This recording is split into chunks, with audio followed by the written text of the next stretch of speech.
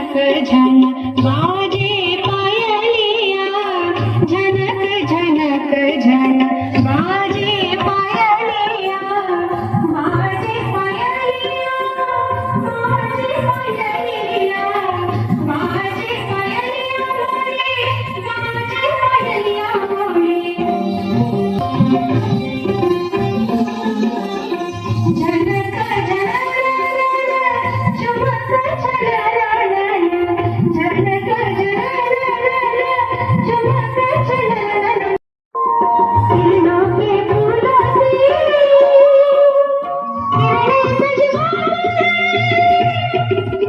मोरी छलक छलक जाए यौवन गगरिया, छलक छलक जाए यौवन गगरिया, छलक छलक जाए यौवन गगरिया, छलक छलक जाए यौवन गगरिया, मोरी झनक झनक झनक बाजे पायलिया।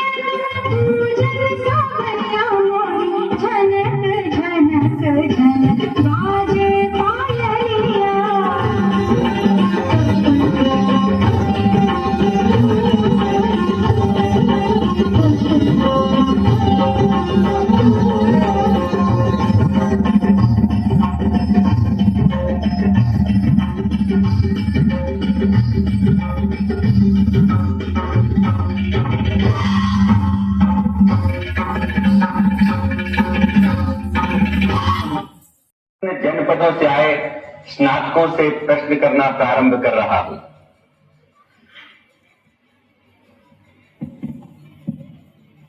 मैं आलोक, काशी जनपद का निवासी, आचार्य पिनाक पाणी का शिष्य, सभा को प्रणाम करता हूं। धर्म और अर्थ का स्रोत क्या है? धर्म और अर्थ का स्रोत राज्य है। प्रमाण: नमोस्तु राज्य वृक्षाय षड्गुण्याय प्रसादिने सफाधिकाल पुण्याय विवर्ग फलदायिने। राज्य का मूल क्या है? राज्य का मूल राजा है।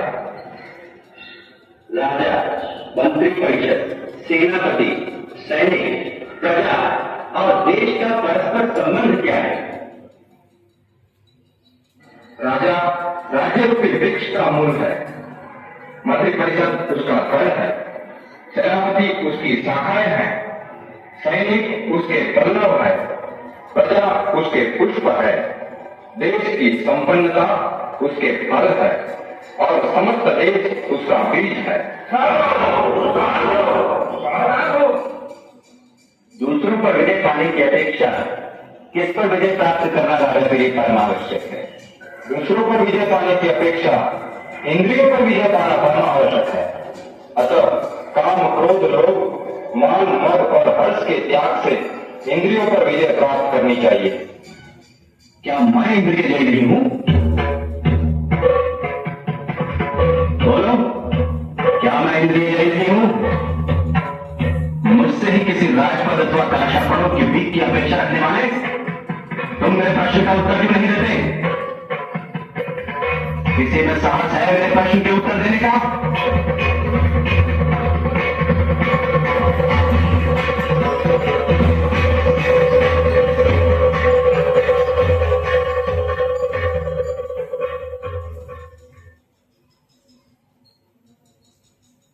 नाम अग्निवेश, जनपद तक्षशिला, आचार्य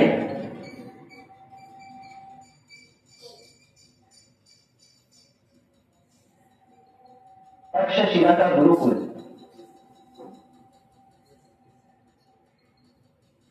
आचार्य वररुचि ने भी तक्षशिला के गुरुकुल में शिक्षा प्राप्त की है। सबसे बड़ा शत्रु अहंकार, निर्धन का धन, विद्या। सत्पुरुष कौन है? जो परोपकार के लिए आगे बढ़े वही सत्पुरुष है। स्त्री का आभूषण लज्जा। सबसे बड़ा वीर कौन है? दानवीर। जो सब कुछ लुटा दे वह दानवीर, और जो लूट रहे हैं वो ज्ञानी। धन की रक्षा किससे करनी चाहिए? धन की रक्षा चोरों और राजपुरुषों से करनी चाहिए। सुख का मूल धर्म है, धर्म का मूल अर्थ है, अर्थ का मूल राज्य है, राज्य का मूल इंद्रिय जय है, इंद्रिय जय का मूल विनय है, विनय का मूल विद्रोह की सेवा है। राजा का हित किसमें है? राजा का हित प्रजा के हित में होता है। यानी मैं प्रजा का अहित करूं तो मेरा भी अहित होगा।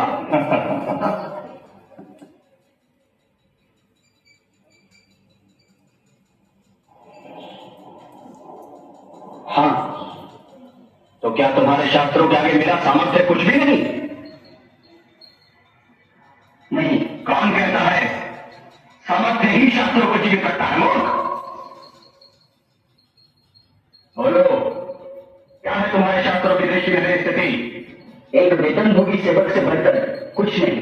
तो मैं यहां बैठे लोगों का सेवक हूं। ऊपर जरूर।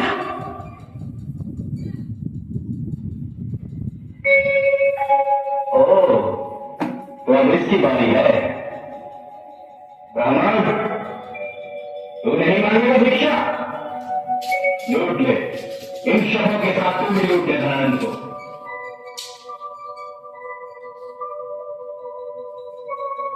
क्यों ब्राह्मण, तू शास्त्रों की चर्चा नहीं करेगा? किसी राजपद अथवा धन के लिए धनानंद के आगे हाथ नहीं पसारेगा? मेरा धन ज्ञान है धनानंद, और मेरे ज्ञान में शक्ति रही तो मैं अपना पोषण कर सकने वाले सम्राटों का निर्माण कर लूंगा। मुझे धन और राजपद की कोई लालसा नहीं। एक साधारण भिक्षुक ब्राह्मण और इतना अहंकार। शिक्षक साधारण नहीं होता धनानंद, मेरा और निर्माण दोनों उसकी गोद में खेलते हैं। तो क्यों आया था तू यहाँ? सोचा था पाटलिपुत्र में ज्ञान के प्रकाश को देखूंगा, पर देख रहा हूं कि ज्ञान के सूर्य को राहु ग्रस रहा है। तो वो राहु मैं हूं। निकलो यहां से। मैं कुत्ता नहीं हूं धनानंद, जिस स्वामी की ठोकरें खाने के बाद भी उसके तलवे को जाके जो हाथों में तलवार घुमाना जानते हैं वे अपनी रक्षा करना भी जानते हैं। मैं किसी के रक्त का पैसा नहीं।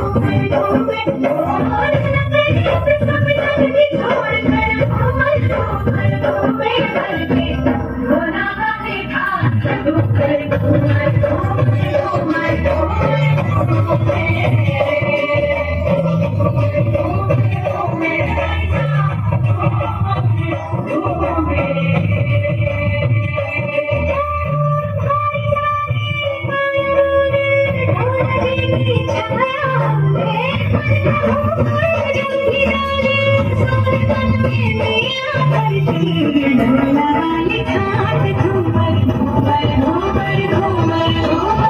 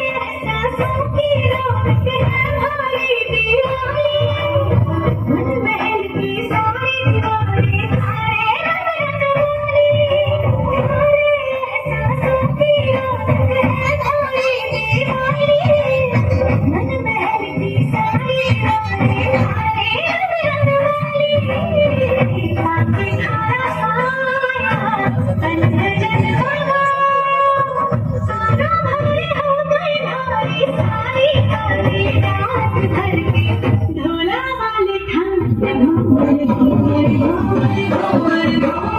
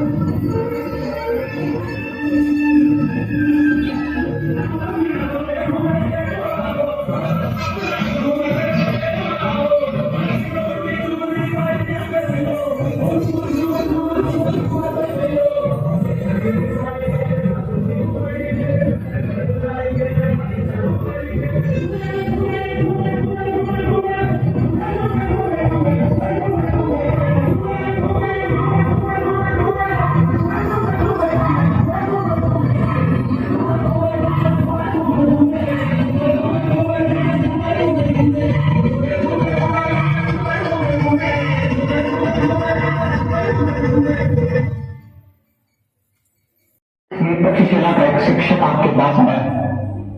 तुमने भीतर आने का तो साहस कैसे किया ब्राह्मण? आपसे प्रार्थना करने आया हो महाराज। अलक्ष्य नामक एक गगन युद्ध विश्व के साम्राज्य को उखाड़ कर भारत की ओर बढ़ रहा है। तक्षशिला से उसकी संधि भी हो चुकी है। शीघ्र ही भारत पर आक्रमण होगा। भारत यवनों द्वारा पराक्रांत होगा। बस इसलिए तुमने मेरे प्रतिहारियों व सहचरों को कष्ट दिया। महाराज, भारत की सीमाएं असुरक्षित हैं। मगध इनकी सुरक्षा कर सकता है। इसलिए आपसे प्रार्थना करने आया हूं कि मगध भारत की सीमा रक्षा का उत्तरदायित्व ले। तुम तो गणानंद को आज्ञा देने लगे भिक्षुक। याचना कर रहा हूं महाराज, लक्षावधि लोगों के जीवन की रक्षा के लिए, राष्ट्र की रक्षा के लिए, भारत की रक्षा के लिए मैं आपसे सैनिक सहायता की भिक्षा मांगता हूं। सीमा की रक्षा सीमा रक्षक किया करते हैं, सम्राट नहीं। इसके लिए मेरे द्वारपाल से कह दिया होता। सीमाएं सुरक्षित रही तो सम्राट सुरक्षित रहेंगे महाराज। तुम मगध सम्राट को चुनौती दे रहे हो। आप शीघ्र भारत को चुनौती दे रहा है सम्राट। जब तुम मगध को चुनौती देगा, मगध उसका प्रत्युत्तर दे देगा।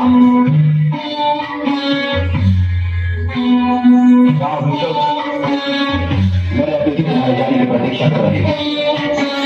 मैं आपके आगे हाथ जोड़ रहा हूं सम्राट। मेरी प्रार्थना पर विचार कीजिए। एक युग की अंग मांगना होता तो मैं विचार भी करता, और तुम तो उसके योग्य नहीं होता। देख रहा हूं कि धरा से बेकसों की धरती छीनी जा रही है और मगध चुप है। कौन करेगा उनके घरों की रक्षा? कौन करेगा उनके हरों की रक्षा? के पास और भी काम है। मगध के स्वामी होने का गर्व है तुम्हें। विशाल भारत की सीमाओं के रक्षक होने का गर्व करना नहीं चाहते। मगध सम्राट भारत की मिट्टी चंदन है, जिसे अपने माथे पर लगाओगे तो हर भारतीय तुम्हें अपने हृदय का सम्राट बनाएगा। भारत की सीमाएं तुम्हें पुकार रही है धनानंद। इस मूर्ख की शिकार पकड़कर इसे बाहर निकाल दो।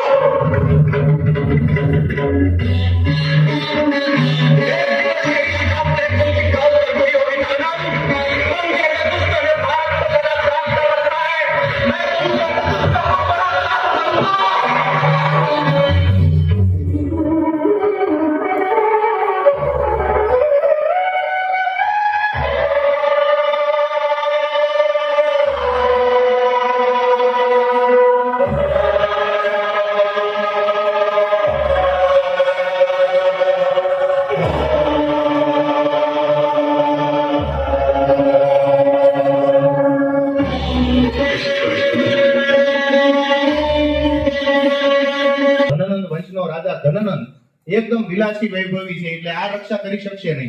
એટલે એને બાળપણમાં રાજા રાજાની રમત રમતા ચંદ્રગુપ્તનું જે હીર પાર્ખ્યું હતું એને નક્કી કર્યું કે રાજા બનાવવો છે, અને એને ચંદ્રગુપ્ત મૌર્યને ભારતનો સમ્રાટ બનાવ્યો અને મૌર્ય યુગની શાસનની શરૂઆત કરી. અને એ પોતે પ્રધાનમંત્રી હતા. અને ત્યારબાદ આ ધનનંદનું શાસનનો અંત આવે છે, મૌર્ય યુગની શરૂઆત થાય છે. હવે અહીંયા તમારી સામે રજૂ જે થવાનું છે એ હવે ધનનંદ નથી, પણ હવે ચંદ્રગુપ્ત મૌર્ય છે. હવે આપણે ચાણક્ય કેટલા મહાન હતા એનો એક નૈતિક મૂલ્યનો જે પાઠ આપણે સંસ્કૃત ભાષામાં પણ આવે છે, તો એને પણ આપણે સાથે વણી લીધો છે. તો એને પણ આપણે જોઈએ કે ચાણક્યના નૈતિક મૂલ્યો કેવા સરસ હતા એ હવે જોઈએ આપણે. હવે ચંદ્રગુપ્ત મૌર્યનો રાજ દરબાર છે. पति आरो चाणक्य शीतकालः अस्ति। चंद्रगुप्त कहे आरो चाणक्य ठंडीनो समय छे, जेने शुं कमलान वितरतु, लोकोने तांबड़ा वहेंचो।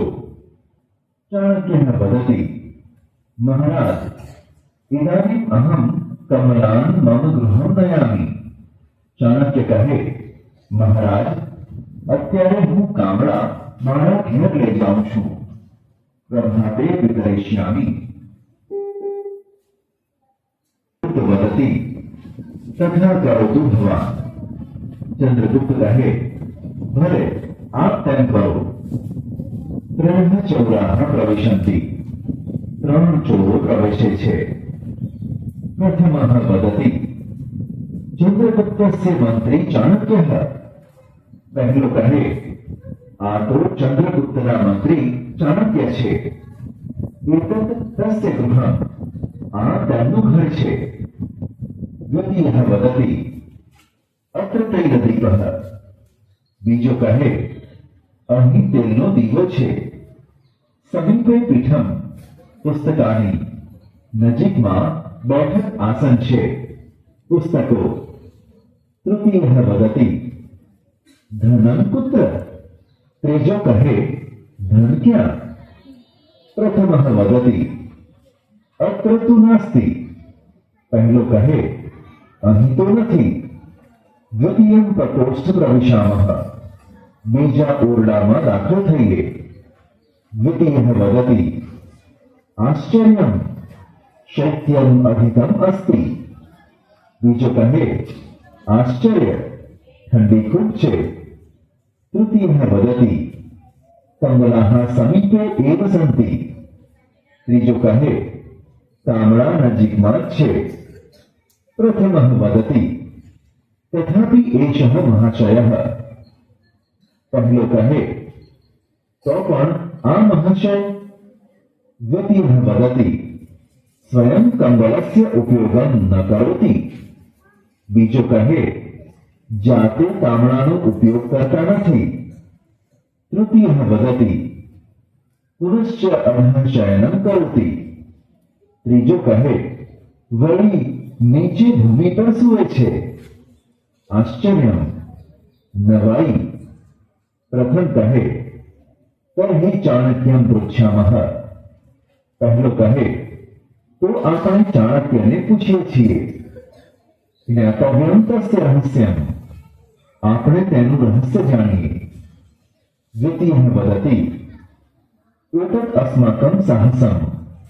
બીજો કહે આ અમારું સાહસ છે। પ્રથમः વદતિ આરે વયં ચૌરાः સ્મઃ। પહેલો કહે આરે અમે ચોરો છીએ। ચોરકાર્યાય આગતાઃ, ચોરીના કામ માટે આવ્યા છીએ। મહોદય આશ્ચર્યમ અસ્તિ। મહાશય આશ્ચર્ય છે। દ્વિતીયઃ વદતિ શૈત્યમ અસ્તિ। બીજો કહે તાણ છે। કંબલાઃ સમીપે સન્તિ, કામડા નજીકમાં છે। તથાપિ ભવાન કિમર્થમ ઉપયોગમ ન કરોતિ। તો પણ આપ કેમ ઉપયોગ કરતા નથી। ચાણક્યઃ વદતિ एते कमलाः मम कृते न। चाणक्य कहे आ कामड़ा मारा माटे नहीं, दरिद्र जनानां कृते सन्ति। तो गरीब लोको माटे छे। यत् वस्तु अस्माकं नास्ति तस्य उपयोगः पापम्। जे वस्तु आपणी नहीं तेनो उपयोग करवो पाप छे। अरे रे अमे तो दररोज पाप करीए छीए। चोरकार्येण एव ઉદરપૂર્તિ કુર્મઃ. ચોરીના કામ વડે જ પેટ ભરીએ છીએ. વયમ અદ્ય આરભ્ય પાપમ ન કરિષ્યામઃ. અમે આજથી શરૂ કરીને પાપ નહીં કરીએ. જરતુ આર્યઃ. આર્યનો જય થાવ.